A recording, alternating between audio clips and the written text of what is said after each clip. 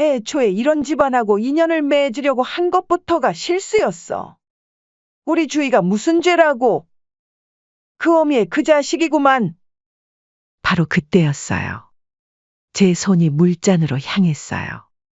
의식하지도 못한 순간이었죠. 그렇게 안 사돈 면전에 저도 모르게 물을 뿌렸어요. 어머니, 아들 원우의 놀란 목소리가 들렸어요. 이게 무슨 짓이야? 당신 미쳤어? 안사돈이 벌떡 일어났어요. 그의 값비싼 셔츠는 완전히 젖어버렸죠. 제 아들과 제 삶을 모욕할 권리는 당신에게 없습니다. 당신의 말은 물로 씻어내야 할 만큼 더럽군요. 그래서 제가 씻겨드린 건데 불쾌하신가요? 그날의 일을 말씀드리기 전에 제 이야기를 잠깐 들려드릴게요. 저는 이제 72이 되었습니다. 아직도 매일 아침 일찍 일어나 작업실로 향하는 제 모습을 보면 젊었을 때와 별반 다르지 않은 것 같아요. 다만 거울을 볼 때마다 깊어진 주름과 하얗게 센 머리가 세월의 흐름을 실감하게 하죠. 지금은 문화재 복원가로 일하면서 하루하루를 소중하게 보내고 있어요. 젊었을 때는 나전칠기 작가였어요.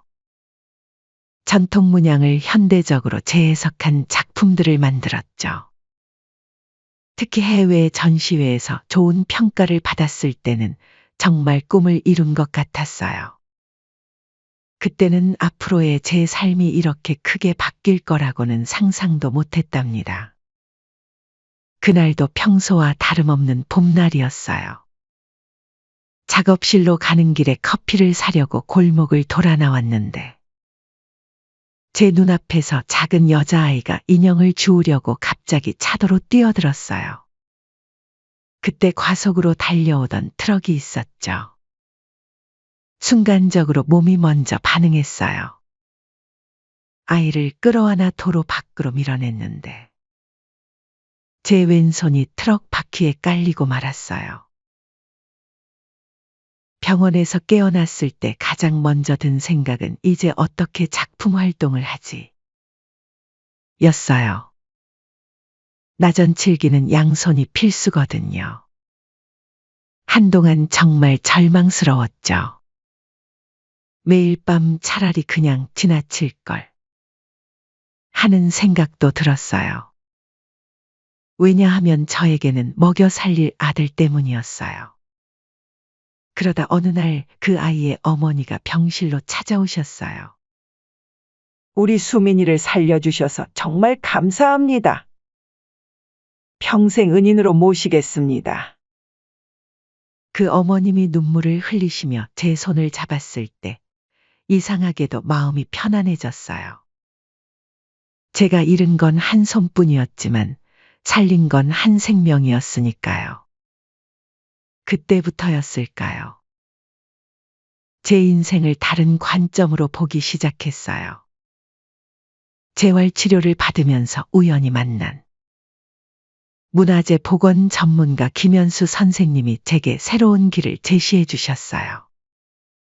조숙 씨, 당신의 섬세한 감각이라면 문화재 복원에서도 충분히 해낼 수 있을 거예요. 양손이 꼭 필요한 건 아니에요. 오히려 한 손으로 하면 더 집중할 수 있을지도 모르죠. 처음에는 반신반의했어요. 하지만 점차 이 일의 매력을 느끼기 시작했죠. 부서진 것을 고치고 사라진 것을 되살리는 일. 마치 제 인생처럼요.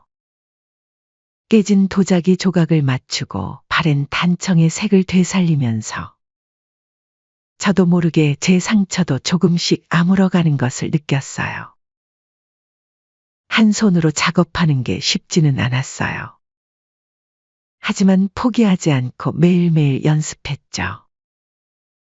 손으로 할 때와는 다른 방법을 찾아야 했어요.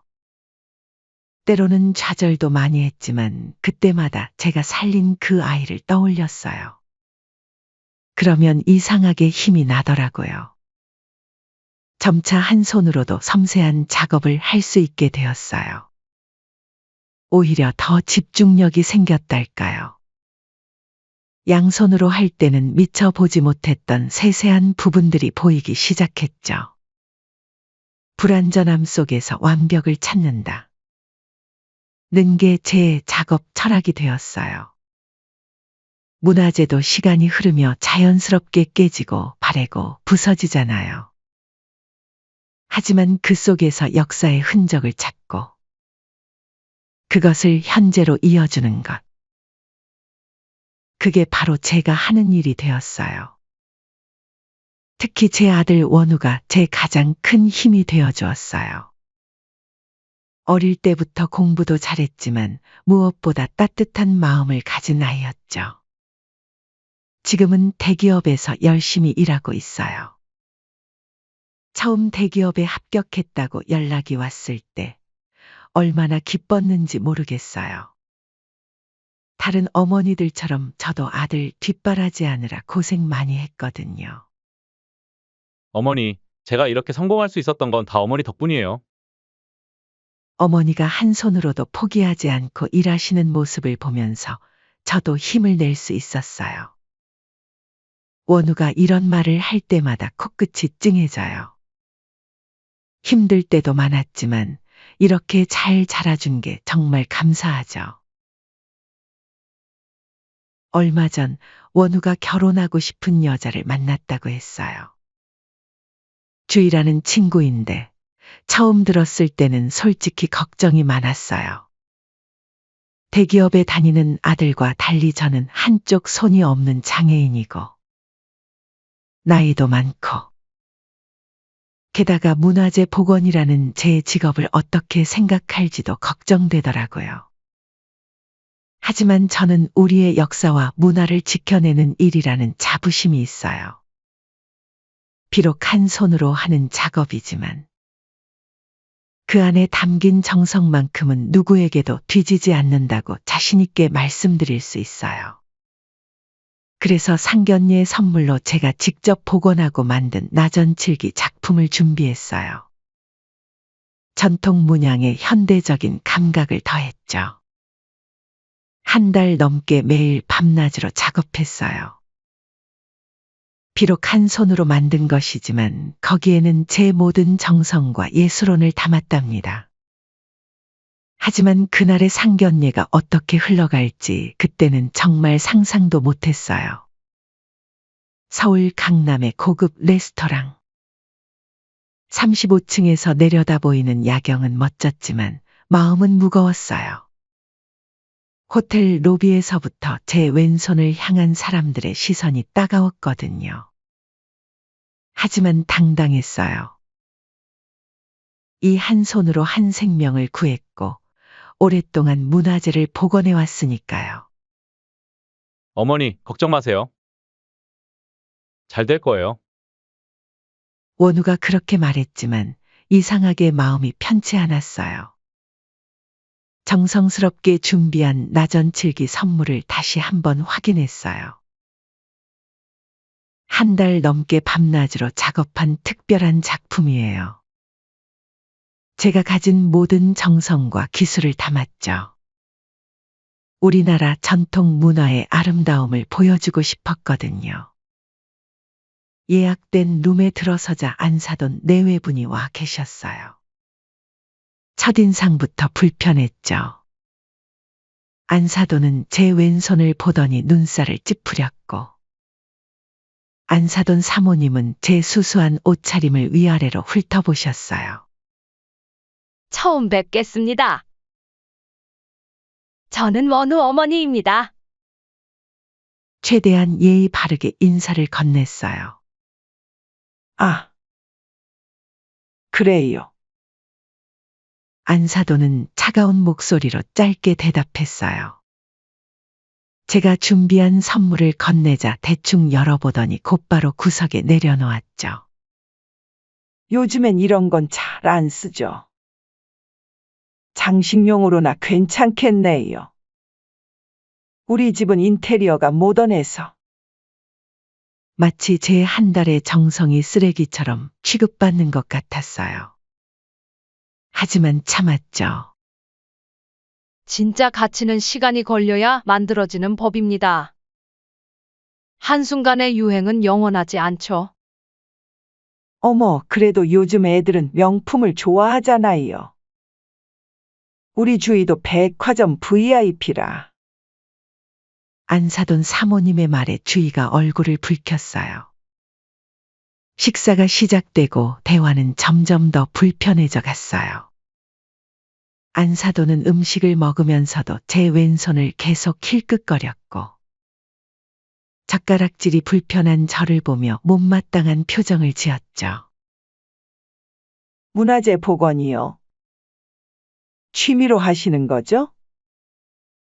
안사돈이 비아냥거리듯 물었어요. 아니요, 수십 년간 해온 제 직업입니다. 아이고, 그래도 그런 걸로 어떻게 살아요?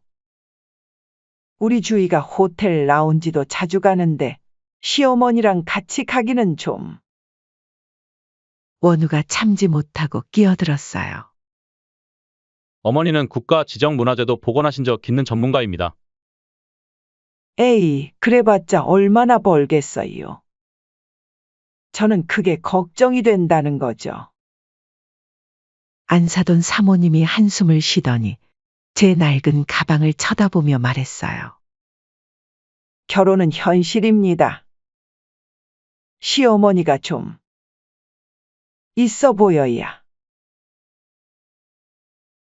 우리 딸이 친구들 모임에서도 위축되지 않을 텐데.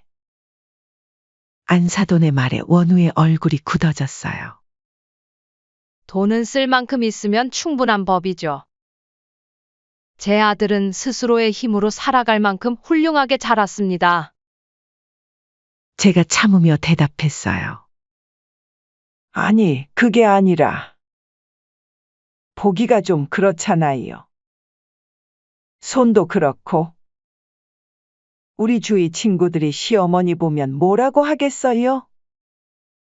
다들 사업가나 교수님, 사모님인데. 그때 안사돈이 와인을 한 잔 더 마시더니 한술 더 뜨더군요. 솔직히 말씀드리죠. 사람이 양손이 멀쩡해도 자식들에게 제대로 된 도움을 주기 힘든 게 현실이지 않습니까? 아무래도 이런 결혼은 우리 쪽에서 손해가 클 수밖에 없지 않겠어요. 아드님이 아무리 괜찮은 회사 다닌다 해서 그렇다 치지만 시어머니가 이러시면 그 순간 원우가 자리에서 벌떡 일어났어요. 조금 무례하시네요. 우리 어머니는 한 손으로 사람을 구한 영웅이지만 양손이 멀쩡히 있는 당신들은 어떤 사람인가요?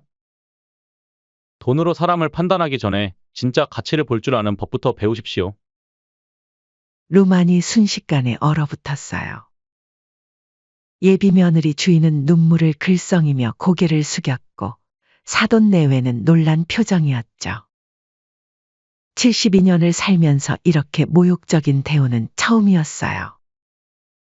그동안 장애 때문에 힘들었던 순간도 많았지만 이렇게까지 인격을 무시당한 적은 없었죠. 안사돈의 모욕적인 말이 루만에 무겁게 울렸어요. 그 순간만큼은 숨이 막힐 것 같았죠. 에이, 역시 어머니가 그러니 아들도 이런 식이군요. 잘 배웠어요. 그 환경에서 자란 사람에게 뭘 기대했나 싶네요. 안사돈의 말에는 깊은 경멸이 담겨 있었어요. 그분의 눈빛은 저희를 완전히 업신여기고 있었죠. 원우는 주먹을 꽉 쥐고 있었어요. 아들의 손등에 핏줄이 돋아나는 게 보였죠.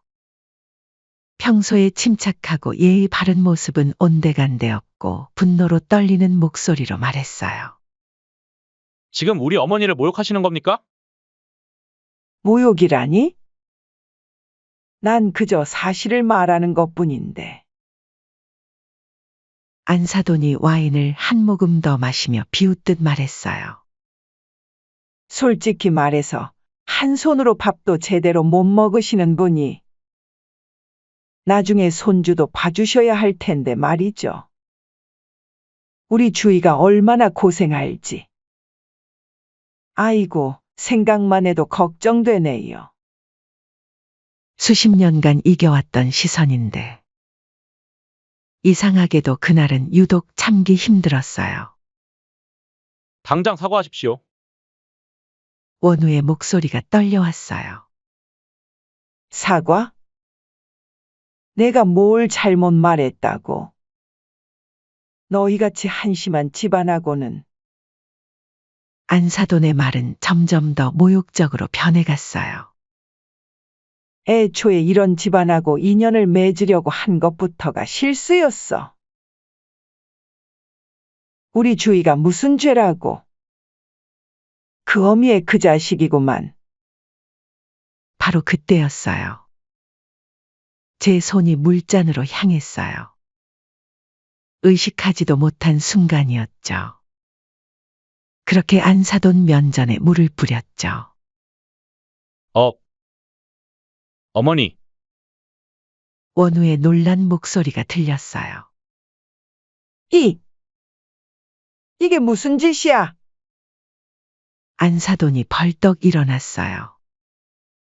그의 값비싼 셔츠는 완전히 젖어버렸죠. 저는 천천히 자리에서 일어났어요. 이상하게도 제 마음은 아주 평온했답니다. 제 아들과 제 삶을 모욕할 권리는 당신에게 없습니다. 당신의 말은 물로 씻어내야 할 만큼 더럽군요.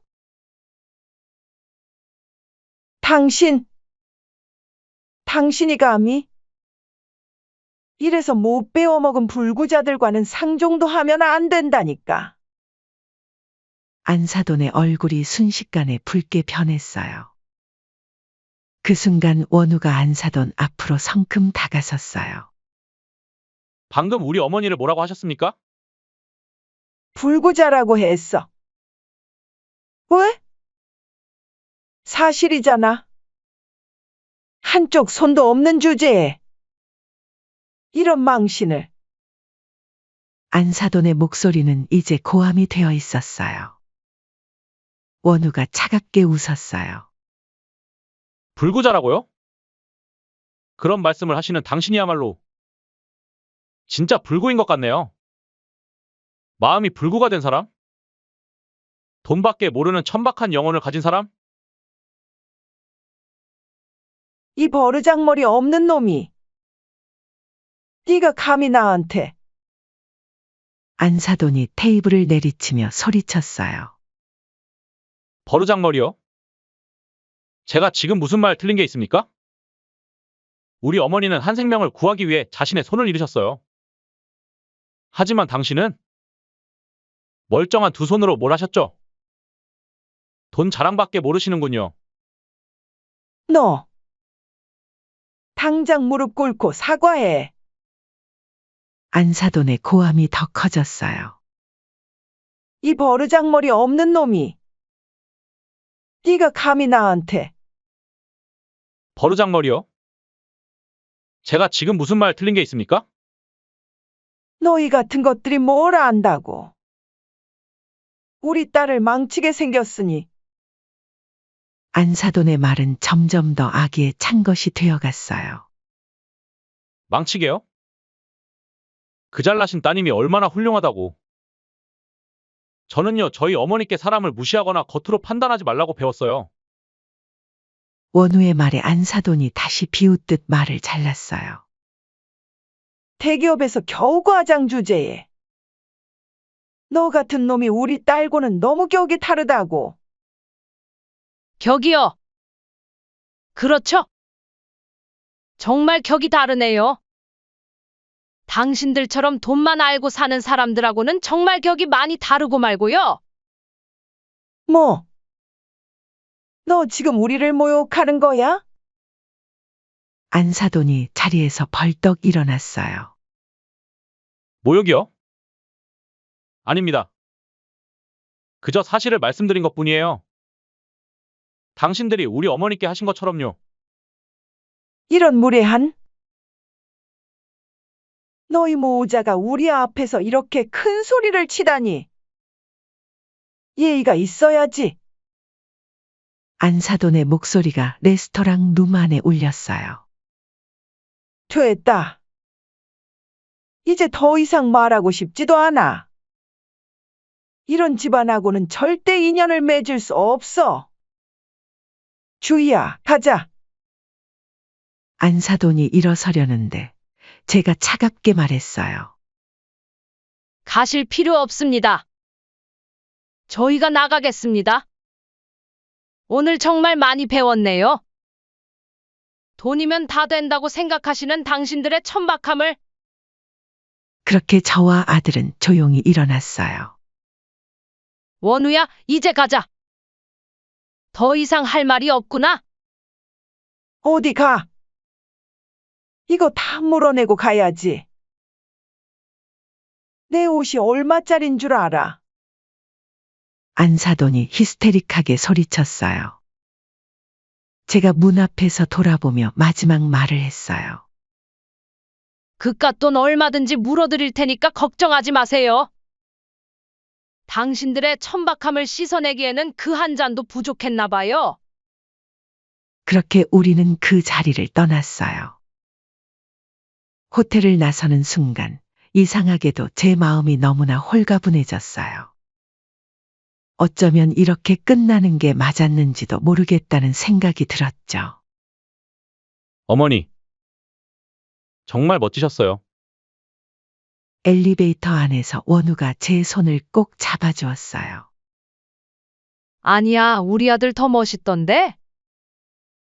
그렇게 그날의 상견례 이후로 몇 달이 지났을 무렵 아들 원우는 평소처럼 열심히 회사에 다녔고 저는 여전히 문화재 복원 일을 하면서 조용한 일상을 보내고 있었죠.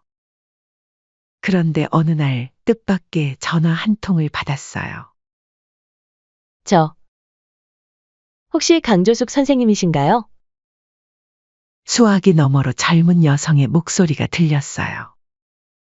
네, 그런데요. 저는 30년 전 선생님께서 구해주신 수민이에요. 순간 제 심장이 멎는 것만 같았어요. 그날의 기억이 파도처럼 밀려왔죠. 차도에 뛰어든 작은 아이, 달려오던 트럭, 그리고 수민이? 정말 너구나. 아이고, 무슨 일이야. 목소리가 떨렸어요. 네, 어머님께서 우연히 유튜브에서 선생님 관련 다큐멘터리를 보시고는 그때 그분이 맞다며 저에게 연락해보라고 하셨어요. 30년이나 지났는데도 그날의 은인을 잊지 못하고 마음속에 담아두고 있었거든요. 수민이는 이제 어엿한 사회인이 되어 있었어요. 작은 IT 회사를 창업해서 운영하고 있다고 했죠. 선생님 덕분에 제가 이렇게 살아서 제 꿈을 이룰 수 있었어요. 정말 감사합니다. 그날 저녁 수민이를 만났어요. 30년 전 그 작은 아이는 이제 당당한 회사 대표가 되어 있었죠. 선생님, 저희 회사가 이제 조금씩 성장하고 있어요.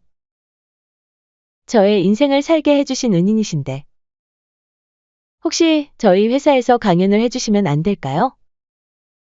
그 말을 듣는 순간 문득 원우가 생각났어요. 우리 아들도 IT 쪽에서 일하고 있는데. 다음 날 아들 원우를 수민이에게 소개해줬어요. 아들은 처음에는 어색해했지만 이야기를 나누다 보니 금세 의기투합했죠. 어머니, 수민 씨 정말 대단하세요. 신기술 개발에도 투자를 많이 하시고. 원우의 눈이 반짝였어요. 그렇게 몇 달이 지났어요. 원우는 점점 더 자주 수민이의 회사를 찾았고 두 사람은 자연스럽게 가까워졌죠. 어머니, 제가 수민 씨와 진지하게 만나보려고 해요. 어느 날 원우가 수줍게 말했어요. 수민 씨와 잘 될 것 같아요, 어머니. 원우가 행복한 표정으로 말했어요. 몇 달 동안 두 사람은 서로를 알아가며 점점 가까워졌죠. 수민 씨, 겉으로 보이는 것만 보지 않아요? 첫 만남에서 제가 가장 놀란 건 대표님이 직원들과 이야기하는 모습이었어요. 말 한마디, 행동 하나하나에 진심이 담겨 있더라고요. 원우의 말에 제 마음이 따뜻해졌어요. 그날 트럭 앞에서 구했던 그 작은 아이가 이렇게 훌륭한 사람으로 자랐다는 게 믿기지 않았거든요. 어머니, 이번 주말에 수민 씨가 저희 집에 오시기로 했어요. 어머니께 정식으로 인사드리고 싶다고 하시네요. 그렇게 수민이가 우리 집을 찾았어요. 선생님. 제가 원우 씨 어머님이 바로 저를 구해주신 분이라는 걸 알았을 때 정말 운명이라고 생각했어요. 수민이는 제 손을 꼭 잡고 눈물을 글썽였어요. 그동안 제가 이렇게 살아온 게, 이렇게 성공할 수 있었던 게 다 선생님 덕분이에요. 그날 선생님께서 저를 위해 희생하신 덕분에 수민아, 이제 그런 이야기는 하지 말자. 넌 내 노력으로 여기까지 온 거야. 제가 말했지만 수민이는 고개를 저었어요. 아니에요. 선생님이 아니었다면 저는 이 자리에 없었을 거예요. 제가 원우 씨와 좋은 인연을 이어가고 싶어요. 허락해 주실 수 있으신가요? 그날 저녁 우리 셋은 오랫동안 이야기를 나눴어요. 수민이는 자신의 회사 이야기를 열정적으로 들려주었고 원우는 그런 수민이를 자랑스럽게 바라보았죠. 어머니, 이제 제 마음을 확실히 알겠어요. 그날 밤 수민이가 돌아간 후 원우가 말했어요. 수민 씨는 돈이나 지위가 아닌 진정한 가치를 아는 분이에요. 제가 그동안 어머니께 배워온 것들을 수민 씨도 같은 방식으로 실천하고 계시더라고요. 원우의 눈빛이 달라져 있었어요. 전에 주위를 만날 때와는 전혀 다른 깊이가 느껴졌죠. 원우야, 제가 뭐라고 말하려는데 원우가 먼저 말을 이었어요. 어머니, 이번에는 정말 진심이에요. 수민 씨와 함께라면 제가 더 나은 사람이 될 수 있을 것 같아요. 그리고 어머니께서도 분명 행복하실 거예요. 그 말을 듣는 순간 제 눈시울이 뜨거워졌어요. 그날의 선택이, 그날의 희생이 이렇게 아름다운 인연으로 돌아올 줄은 몰랐으니까요. 그래. 나도 그렇게 생각한다. 수민이는 정말 좋은 아이야. 그렇게 우리의 새로운 이야기가 시작되었어요. 하지만 우리가 이런 행복한 시간을 보내고 있을 때 예상치 못한 소식이 들려왔답니다. 어느 날 오후 갑자기 걸려온 전화 한 통. 발신자 확인을 해보니 전 사돈 번호였어요. 여보세요. 제 목소리가 조심스러워졌어요. 조숙 씨. 지금 원우 씨 약혼자가 저희 주위 회사 대표님이라고 들었어요. 안사돈의 목소리가 떨렸어요. 네, 어떻게 그런 일이?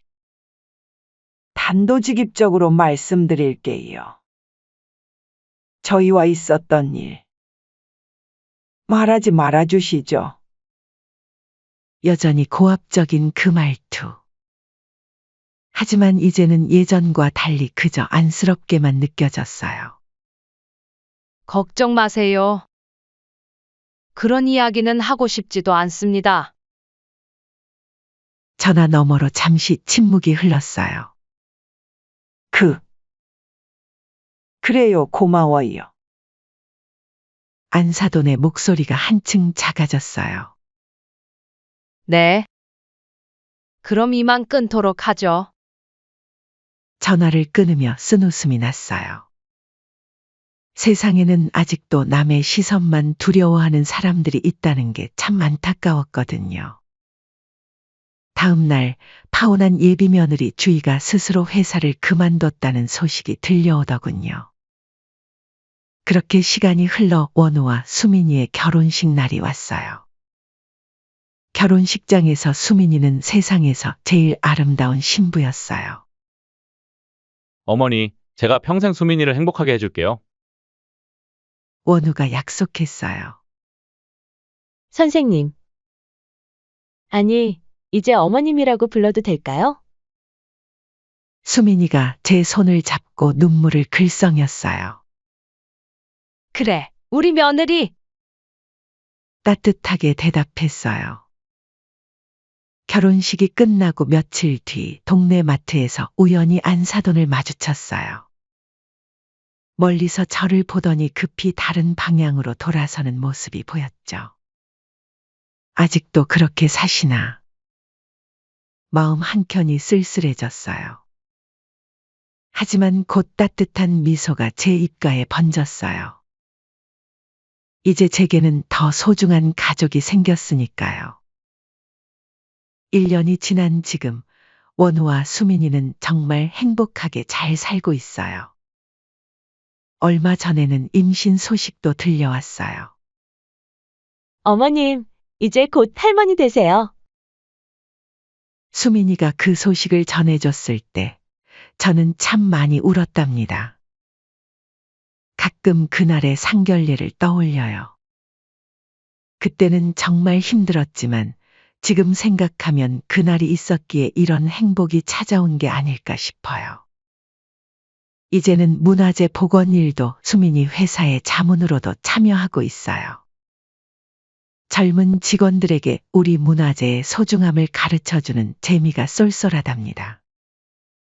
어머님, 이번 주말에 저희 집에서 식사하실래요? 수민이가 자주 이렇게 연락을 해와요. 세상의 진정한 가치는 돈이나 지위가 아니라 서로를 향한 진심이라는 걸 이제야 모두가 알게 된 것 같아요. 그리고 저는 매일 감사하답니다. 그날 그 아이를 구하기로 한 제 선택에. 그리고 그 선택이 이렇게 아름다운 인연으로 이어진 것에.